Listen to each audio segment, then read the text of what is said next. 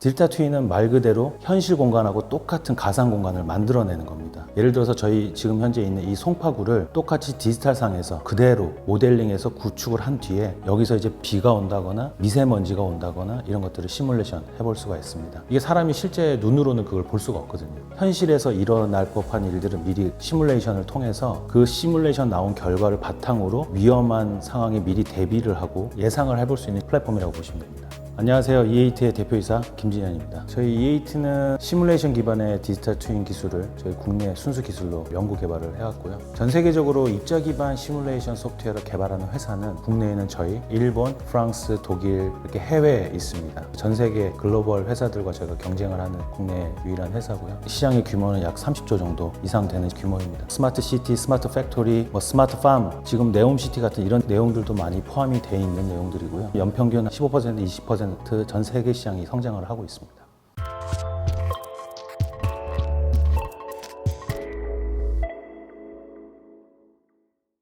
제가 97년도에 대학을 입학을 해서 열심히 학교에서 놀고 있는데 IMF가 왔었습니다. 왜 우리나라에 이런 IMF가 왔냐 했었을 때 조지 소로스라는 이름들이 계속 거론이 됐었어요. 조지 소로스가 영국에서 공부를 하고 세계적인 금융 전문가가 됐는데 그러면 나도 영국 가서 공부를 해봐야 되겠다. 진짜 무작정 소로스가 나온 학교로 가야 되겠다고 해서 제대하고 나서 제가 5일 후에 그냥 영국으로 배낭 가방 하나 큰 거 가지고 호련히 유학을 떠났는데 물론 그때 영어를 한마디도 못하는 시절이었고요. 그러니까 2000년 1월 1일 날 영국에 가서 2012년 10월까지 한국에 한 번도 안 들어왔었어요. 학비를 벌기 위해서는 방학 때 계속해서 풀타임으로 일을 했었어야 되고요. 학교 교수님이 방학 때 한국도 안 가고 동양애가 프랑스 레스토랑에서 일만 하고 있다 보니까 그걸 좀 불쌍하게 생각을 하셨는지 졸업하던 해에 일단 인턴을 추천서를 해주셔서 금융회사에 취업을 운이 좋게 하게 됐었어요. 채권하고 고정자산 트레이딩 데스크 서포트 하는 일을 시작을 했었는데 처음에는 정말 열심히 했었죠. 근데 아무래도 거기에서 외국인으로서 일하는 환경 자체가 그런 기회나 이런 것들을 잡기가 너무나 쉽지는 않았습니다.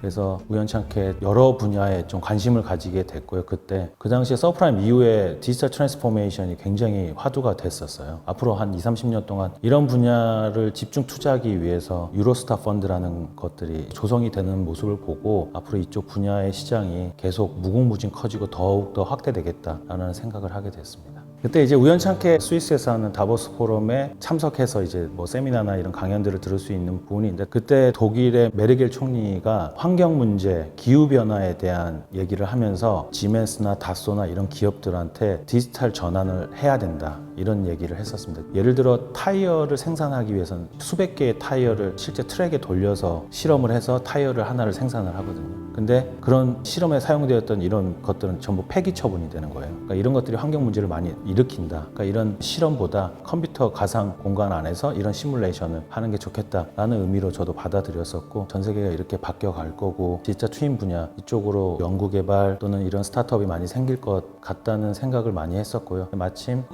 2012년쯤에 한국에 갈 수 있는 기회가 주어져서 그럼 이런 회사가 있으면 한번 같이 해볼 수 있는 기회를 모색을 해봐야 되겠다고 했었는데 그 당시에 저희 나라에 이런 분야를 하고 있는 회사가 없었습니다. 그래서 제가 한번 창업을 해봐야 되겠다. 처음에 창업한다고 했을 때 왜 회사 다니다가 왜 창업하냐. 쓸데없는 짓이다. 이런 얘기를 했는데 저는 호기심이 생기거나 궁금한 게 생기면 일단 먼저 저질러요, 일을. 일단 가요, 어디든. 해외에 있는 대학 교수님이나 이런 분들을 그냥 무작정 찾아갔어요. 메일 보내고 내일 만날 수 있냐? 이렇게 해서 네덜란드 가고 스페인 가고 독일 가서 거기 교수님들이나 아니면 기업 담당자들 만나서 얘기하고 이렇게 한번 해봐야 되겠다. 그냥 바로 시작을 했던 것 같아요. 디지털 트윈을 처음부터 한다 이거는 사실 굉장히 어렵고요. 가장 저희가 핵심 코어 엔진을 먼저 가져야 된다고 생각을 해서 시뮬레이션 엔진을 먼저 개발을 하자 이런 전략으로 트윈을 하기 위한 기반 작업을 했죠. 국내에 이걸 하는 대기업은 없었고요. 미국의 안시스나 독일의 지멘스, 프랑스의 다소 이 세 개 회사가 글로벌에서 가장 큰 회사들이고요. 이 회사들이 국내의 시장 점유율이 100%였어요. 그래서 이거를 먼저 타파하는 게 가장 중요했었고 저희가 고군분투했죠. 처음 개발을 할 때 이 세 회사는 똑같은 방식으로 하고 있었어요. 1970년대부터 전통적인 방식을 계속 고수해서 격자 방식을 꾸준히 해오던 기업들인데, 격자는 계산량이 많지 않은 국부적인 해석, 이런 해석에는 강점을 가지고 있습니다. 저희는 아무래도 늦게 시작한 회사다 보니까 컴퓨팅 파워가 발달되면서 가장 최근에 나왔던 어떤 입자 기반이라는 자연 현상 그대로를 놓고 저희 물을 흘리거나 비를 내리거나 이런 부분들을 전부 시뮬레이션을 통해서 결과를 도출할 수가 있습니다. 지금 기존의 회사들과는 완전 다른 방식, 완전 차별화된 아이템을 가지고 시작을 해서 이 회사가 하지 못하는 시뮬레이션, 하지 못하는 디지털 트윈을 구축을 하자, 이런 개념으로 접근해서 시작을 했던 것 같습니다. 저희가 이런 걸 시작을 했었을 때 국내에서 이거를 가지고 투자를 받거나 IPO를 하는 회사가 전혀 없다 보니까 투자를 받는데 굉장히 많은 어려움이 있었고요. 이런 딥테크 분야는 굉장히 헤비 R&D 시장이어서 연구 개발에 굉장히 많은 시간이 들어가고, 이 연구 개발을 했다고 해서 딱 시장에서 바로 판매해서 쓸 수 있다기보다는 이거를 검증받고 또 검증받고 이런 과정을 굉장히 많이 거쳐야 되다 보니까 거의 매년 투자 회사와 굉장히 많은 얘기와 설득과 이런 과정을 거치면서 투자를 받을 수가 있었고요. 제가 첫 투자를 받고 이번 주 금요일까지 투자금이 입금이 될 거다 했었는데, 금요일 날 투자금이 입금이 안 됐어요. 다음 주 화요일이 월급을 줘야 되는데 투자금이 안 들어오면 월급이 못 나갈 상황이어서 제가 토요일 날 아침에 회사를 혼자 가게 됩니다. 아무도 없는 사무실에 앉아서 있는데 한 9시 40분경에 39세 미만 청년 지원금을 월요일날 받아가라는 전화를 받게 됩니다. 회사로 전화가 왔었거든요. 만약에 제가 토요일날 그 회사에 없었다면, 그 회사를 전화를 안 받았더라면 화요일날 급여가 나가기 어려웠을 건데, 지원금을 받고 월급을 주고 그날 오후 저녁에 투자금이 들어왔습니다. 제가 창업자가 되고 나서 가장 많이 바뀐 점은 잠이 많이 없어졌습니다. 그래서 제가 아침에 한 5시 조금 넘어서 회사로 출근해서 그 시간에 아무도 책상에 앉아있지 않은 직원들의 자리를 보면서 힘든 부분이 있어도 굉장히 좀 더 힘을 많이 내게 되는 것 같고요. 좀 더 많은 무거운 책임감을 느끼게 되는 것 같습니다.